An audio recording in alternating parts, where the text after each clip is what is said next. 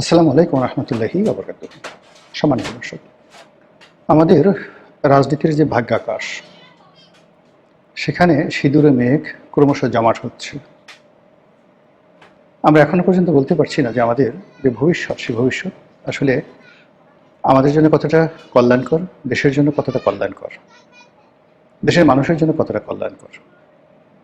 আমরা এই যে নির্বাচনের যে তোড়জোড় চলছে, হয়তো ২-৩ দিন পরে আবার নির্বাচন। তো সেই ২-৩ দিন পরে যে নির্বাচন হচ্ছে, সেই নির্বাচনের ফলাফল যাই হোক না কেন, সেই নির্বাচন পরবর্তী যে ঘটনাগুলো ঘটবে, সেগুলো নিয়ে আমরা চিন্তা ভাবনা করতে পারছি না। কিংবা ধরুন, মানুষ যে আশঙ্কা করছে নির্বাচন শেষ মুহূর্তে এসে বাধাগ্রস্ত হতে পারে, ক্ষতিগ্রস্ত হতে পারে, সহিংসতা হতে পারে, বন্ধ হতে পারে, নানা রকম মানুষের প্রেডিকশন। তো সেই সকল প্রেডিকশনের প্রেক্ষিতে আমাদের ক্ষয়ক্ষতির পরিমাণ কী, কী কী সর্বনাশ আমাদের জন্য অপেক্ষা করছে, এবং আমরা আসলে কী বিপদ এবং বিপত্তির মধ্যে এগোচ্ছি, এই ব্যাপারে আমাদের যারা ময়মুরব্বী আছেন, দার্শনিক আছেন, কবি আছেন, সাহিত্যিক আছেন, সাংবাদিক আছেন, প্রায় সবাই মুখে কলুপ এঁটেছেন। ফলে কি হলো, আগামী যে ভবিষ্যৎ, সেই ভবিষ্যতের অশনি সংকেত নিয়ে আমাদের আমজনতা তারা রীতিমতো ঘুমিয়ে আছে। দেশের প্রধানতম যে পত্রপত্রিকাগুলো রয়েছে, সেটা ডেইলি স্টার, প্রথম আলো, তারা স্পষ্টভাবেই বলেছে যে মত প্রকাশ তো দূরের কথা, জীবন বাঁচানোই এখন বড় সমস্যা হয়ে দেখা দিয়েছে। সত্য কথা বলা, এটা যেভাবে ঝুঁকিপূর্ণ, সত্য বলে স্থির হয়ে দাঁড়িয়ে থাকা আরও ঝুঁকিপূর্ণ। আমাদের এই সমাজে আপনি ভালো আছেন তো আলহামদুলিল্লাহ, আল্লাহ ভালো রেখেছেন। কিন্তু কোনো কারণে যদি আপনি বিপদে পড়েন, বিপত্তিতে পড়েন, কোনো সমস্যা দেখা দেয় আপনার জীবনে, বিশ্বাস করেন তছনছ হয়ে যাবে। আপনি কাঁদতে পারবেন, গড়াগড়ি করতে পারবেন, চিৎকার দিতে পারবেন, কিন্তু কোনো মানুষ এসে আপনাকে সাহায্য করবে, সহযোগিতা করবে, আপনার দুঃখগুলো ঘুচিয়ে দেবে, এই অবস্থা এখন বাংলাদেশে নেই। কোর্ট বলেন, কাছারি বলেন, থানা বলেন, পুলিশ বলেন, সরকারি অফিস বলেন, আমাদের সমাজ এবং সংসার বলেন, সবাই শুধু চেয়ে চেয়ে দেখবেন। আপনি আপনার নিজের ঘরেও এখন যাকে বলা হয় নিরাপদ নন। অনেকগুলো বডিগার্ড রেখে আপনি ফুংফাং দেখাতে পারেন। বডিগার্ড কজন? 10 জন, 12 জন? কিন্তু যদি 100 জন লোক আসে, আপনার বডিগার্ড আপনাকে রেখে পালিয়ে যাবে। থানা পুলিশে ফোন করবেন, কেউ আসবে বলে আমার কাছে মনে হচ্ছে না। আর পাড়া প্রতিবেশী জানলা ফাঁক করে জানালা দিয়ে দৃশ্য দেখবে এবং ভিডিও করবে, আর বড়জোর পরবর্তীতে ফেসবুকে সেই ভিডিও ছড়িয়ে দেবে, তাও আবার নিজেদের পরিচয় গোপন করে।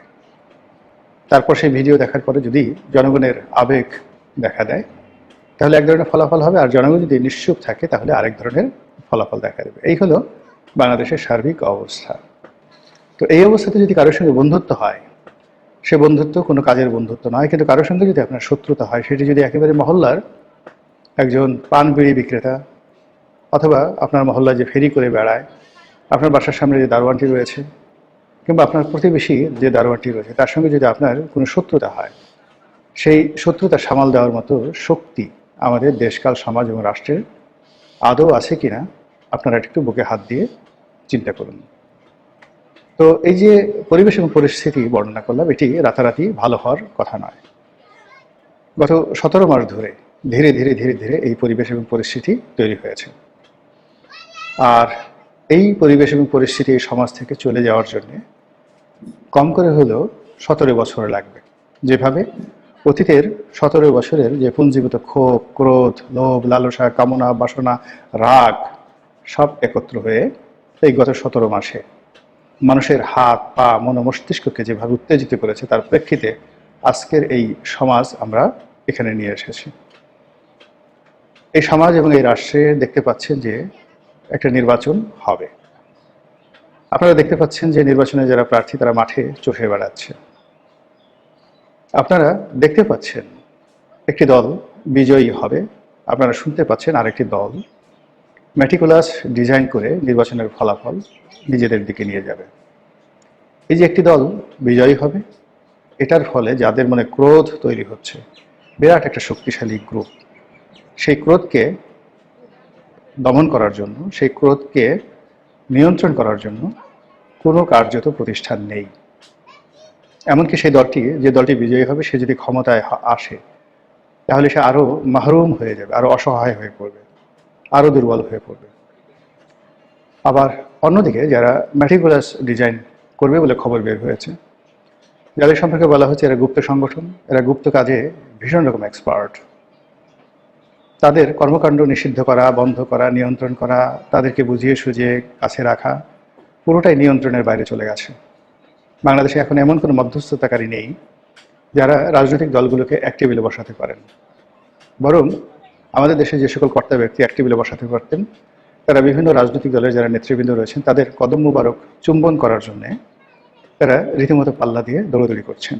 শেখ হাসিনার জমানাতে আমরা ঠাট্টা করতাম, মস্করা করতাম যে গণভবনে গিয়ে অনেকে দালালি করছেন, পিঠা পায়েসের উৎসবের নৃত্য গীত করছেন, ফ্ল্যাটারিং করছেন, তেলবাজি করছেন। কিন্তু এখন সেই তেলবাজি, সেই ফ্ল্যাটারিং এতটা নিম্ন পর্যায়ে চলে এসেছে, এতটা স্থূল হয়ে পড়েছে, এতটা দৃষ্টিকটু হয়ে পড়েছে, এগুলো এখন সমালোচনার অযোগ্য হয়ে পড়েছে। এরই মধ্যে জনাব তারেক রহমান সাহেব, যিনি সম্ভাব্য প্রধানমন্ত্রী বলে পৃথিবী দ্বারা স্বীকৃত হচ্ছেন, এত স্বীকৃতি ভালো নয়, এত স্বীকৃতি অশনি সংকেত। বাচ্চা প্রসব হওয়ার আগেই যদি বাচ্চার জন্য দোলনা তৈরি করা হয়, মাতৃগর্ভে থাকতে যদি বাচ্চার নামে ইনকাম ট্যাক্সের ফাইল খোলা হয়, কিংবা যে শিশু এখনও ভ্রূণ তৈরি হয়নি, মানে এখনও গর্ভধারণ হয়নি, ছেলে মেয়ের শুধুমাত্র বিয়ে হয়েছে, পিতামাতার বিয়ে হয়েছে, বাসরাত এখনও হয়নি, কিন্তু বাসরের আগেই ছেলে হবে না মেয়ে হবে, সেটা নির্ধারণ করে সে বিশাল নাম দিয়ে রাখা হলো, ছেলের নাম অমুক, মেয়ের নাম অমুক। এ সকল দৃশ্য, এ সকল ঘটনা প্রকৃতিতে প্রায়ই বিয়োগাত্মক ঘটনা ঘটিয়ে থাকে, অপ্রত্যাশিত ঘটনা ঘটিয়ে থাকে। তো সেই অর্থে জনাব তারেক রহমান সাহেবকে নিয়ে এখন দেশে এবং দেশের বাইরে তাকে প্রধানমন্ত্রী বানিয়ে এক শ্রেণীর পত্রপত্রিকা, গণমাধ্যম, এক শ্রেণীর মানুষ যেভাবে লম্ফঝম্প করছেন, এটি জনাব তারেক রহমান সাহেব এবং তার পরিবারকে রীতিমতো বিপদ এবং বিপত্তির মধ্যে ফেলে দিয়েছে। বহু মানুষ যারা তাকে ভালোবাসতেন তারা এখন তাকে হিংসে করছেন। বহু মানুষ যারা মনে প্রাণে চাইতেন যে তিনি দেশে ফিরে আসুন, রাজনীতিতে বিজয় লাভ করুন এবং দেশের প্রধানমন্ত্রী হিসেবে দায়িত্ব পালন করুন, তারা এই যে ন্যাকামো, এই যে বাহাদুরি, এই যে বাড়াবাড়ি, আওয়ামী লীগের লোকজন নেই কিন্তু বিএনপির যারা লোকজন রয়েছেন তারা তাদের নেতাকে নিয়ে যে কর্মকাণ্ড করছেন, নেতার কোনো আমি আধিক্যতা দেখছি না। নেতা প্রাণান্তর চেষ্টা করছেন নিজেকে সংযত রাখার জন্য, কিন্তু তার দলের মধ্যে যারা লোকজন রয়েছেন তারা যে কর্মকাণ্ড করছেন, তার সঙ্গে সঙ্গে বিদেশের বিভিন্ন শক্তি, পত্রপত্রিকা তাকে যেভাবে প্রধানমন্ত্রী বানিয়ে একেবারে বাঘের মুখে ঠেলে দিচ্ছেন, সেটা প্রতিহত করার মতো, সেটার বিরুদ্ধে একটি রক্ষাবহু তৈরি করা, এটি এখন বিএনপির পক্ষে সম্ভব হচ্ছে না। প্রায় প্রতিদিনই নিত্য নতুন সন্দেহ, অবিশ্বাস তৈরি হচ্ছে। অন্যদিকে জনাব তারেক রহমান সাহেব প্রধানমন্ত্রী হবেন আর তার প্রতিপক্ষ আঙ্গুল চুষবে, এটা হয় না। এখনো পর্যন্ত যদি কৌশলগত দিক বলেন, আজকের দিন পর্যন্ত পুরো কৌশলগত দিক জামাতের পক্ষে আছে, আর জনপ্রিয়তা, হাক ডাক, এগুলো সব বিএনপির পক্ষে আছে। আপনারা জানেন যে একেবারে শেষ পর্যায়ে, যুদ্ধের একেবারে শেষ পর্যায়ে কৌশলটা গুরুত্বপূর্ণ হয়ে ওঠে। মাত্র 10-12 জন সৈন্য কখনো কখনো 20-25 হাজার সৈন্যের মধ্যে যে যুদ্ধ চলছে সেই যুদ্ধের গতি পরিবর্তন করে দিতে পারে। উদাহরণ হিসেবে আপনাদেরকে আমি ওহুদের যুদ্ধের কথা বলি। ওহুদের যুদ্ধে মুসলমানদের সৈন্য সংখ্যা ছিল প্রায় 1000, আর আরবের সবচেয়ে শ্রেষ্ঠতম বীরদেরকে নিয়ে প্রায় 3000 সৈন্য নিয়ে তারা মদিনা আক্রমণ করেছিল। 1000 সৈন্য নিয়েও মোহাম্মদ রাসূলুল্লাহ সাল্লাল্লাহু আলাইহি ওয়াসাল্লাম প্রায় বিজয়ের দ্বার প্রান্তে ছিলেন 99.99%। যারা বিজয়ী সৈন্য তারা গনিমতের মালের জন্য ছোটাছুটি করছে। আল্লাহ রাসূল বলেছিলেন যে ওই যে পাহাড়ের দুটো গিরিপথ রয়েছে, একটা গিরিপথ রয়েছে দুটো পাহাড়ের মধ্যে, ওই জায়গাতে যারা তীরন্দাজ ছিলেন তাদেরকে বললেন যে এই জায়গা থেকে তোমরা নড়বে না, যত কিছু হোক না কেন, আমি যদি মরে যাই, যুদ্ধে জয় হোক পরাজয় হোক, তোমরা এই জায়গা থেকে নড়বে না। যখন যুদ্ধের বিজয়টা কনফার্ম হয়ে গেল, গনিমতের মালের জন্য সবাই দৌড়দৌড়ি শুরু করলো, ঠিক সেই সময়টিতে তীরন্দাজ যারা আছে তারা ওই এলাকাটা ছেড়ে দিলেন।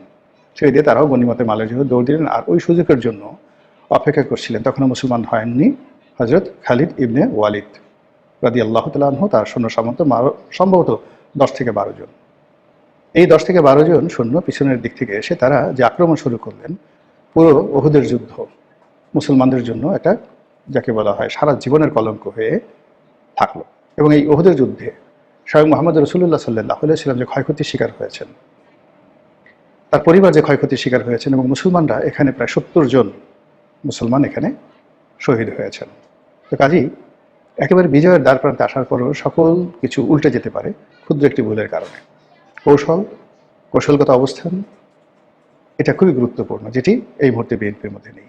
যা বলছিলাম, জনাব তারেক রহমান সাহেব এই মুহূর্তে তার যারা প্রতিপক্ষ আছেন, যে প্রতিপক্ষ দীর্ঘ সময় তাদের বন্ধু ছিল, আমরা এখানে রাজাকার শব্দটি ব্যবহার করেছি। রাজাকার কারা আপনারা খুব ভালো করে জানেন, আলবদর কারা তারা জানেন। দীর্ঘদিন ধরে তারা বন্ধু ছিলেন, পরস্পরের গোপন কথা তারা জানেন, এবং একত্রে তারা অনেক ভালো কাজ করেছেন, সঙ্গে সঙ্গে তো মন্দ কাজ অবশ্যই করেছেন। সেই মানুষগুলো এখন তারেক রহমান সাহেবের প্রতিদ্বন্দ্বী এবং শত্রু। তারা যে কোনো কারণে তারেক রহমান সাহেবকে এখন দু চোখে দেখতে পাচ্ছেন না। তাদের মন এবং মানসিকতা এমন পর্যায়ে চলে গেছে যে তারা আওয়ামী লীগ এই মুহূর্তে তারেক রহমান সাহেবকে যতটা ঘৃণা করেন, এই তারেক রহমান সাহেবের এক সময়ের বন্ধু, জড়োয়া ভাই, মুক্তিযুদ্ধ বিরোধী শক্তি, স্বাধীনতা বিরোধী শক্তি এখন তারেক রহমান সাহেবের জমদূত রীতিমতো। তারা রেজিমেন্টেড ফোর্স। বাংলাদেশে যে জুলাই আগস্ট বিপ্লব হলো, সেই বিপ্লবের মাস্টার মাইন্ড তারা। গত 17 মাস ধরে তারাই এ রাষ্ট্র পরিচালনা করছে। ডক্টর মোহাম্মদ ইউনূস সরকার থেকে শুরু করে রাষ্ট্রের গুরুত্বপূর্ণ জায়গাগুলোতে তারা যেভাবে নিজেদের আধিপত্য বজায় রেখে চলেছে, কাজেই সেই আধিপত্যকে ব্যবহার করে তারা যে কোনো সময় যে কোনো ঘটনা ঘটাতে পারে, নির্বাচনের আগে অথবা নির্বাচনের পরে। কাজেই এখানে বিএনপির জন্য সবচেয়ে বেশি দরকার সেটা হলো রাজনীতির ভারসাম্যতা। এখন যে রাজনীতির ভারসাম্যহীনতা চলছে, সেই ভারসাম্যহীনতার মধ্যে চড়াই পাখি মুহূর্তের মধ্যে বাজ পাখির আকার ধারণ করেছে। একজন খরগোশ রীতিমতো রয়্যাল বেঙ্গল টাইগার হয়ে হুঙ্কার ছাড়ছে, এবং একেবারে হরিণের বাচ্চা হরিণ, সেও এই মুহূর্তে উটের মতো গলা উঁচিয়ে দাপট দেখাচ্ছে। এবং বিএনপি যদি রাজনীতির ভারসাম্যটা না আনতে পারে, তাহলে এই যে যারা এই মুহূর্তে তার বিক্ষুব্ধ তার প্রতিপক্ষ রয়েছে, প্রধান্বিত প্রতিপক্ষ রয়েছে, তারা তাকে সহজে ছাড়বেন না। মহান আল্লাহ আমাদের সবাইকে হেদায়েত দান করুন এবং হেফাজত করুন। আসসালামু আলাইকুম ওয়া রাহমাতুল্লাহি ওয়া বারাকাতুহু।